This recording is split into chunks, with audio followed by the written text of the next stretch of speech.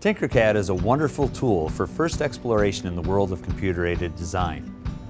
Fusion 360 can work with a similar approach to Tinkercad, but offer the opportunity for you to use a single tool throughout your academic career. Let's talk first about some of the similarities. Tinkercad and Fusion 360 both store their data in the cloud and allow you to collaborate with others. Fusion 360 adds the ability to automatically save new versions of the file and maintain previous versions so that if you decide the model was more interesting before, you can go back to a previous version and go a new direction without losing any of your work. Fusion 360 has the ability to use primitives such as box, sphere, or torus like Tinkercad does. But you can also create the same geometry using other techniques that will give you more flexibility as your design becomes more elaborate.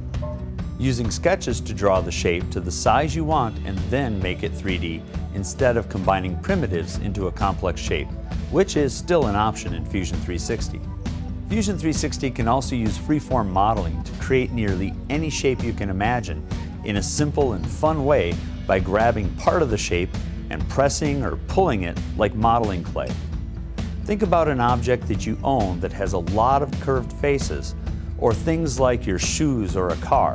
With freeform modeling, you can make shapes like those with practice. Fusion 360 can also connect different parts together to make mechanisms that will stay together when you move one part or another. You can even use these tools to show how gears work. Beyond all of this, Fusion 360 makes it easy to generate beautiful renderings, cool animations, and 2D drawings of your design that will be kept up to date if you make changes to the design. Of course, 3D printing is an important part of Fusion 360, and it is built with tools to allow you to control the surface quality of your printed model and preview it on the screen. Later on in your studies, you'll be able to use the same Fusion 360 to analyze the strength of parts and program machines to cut your parts out of metal or other materials.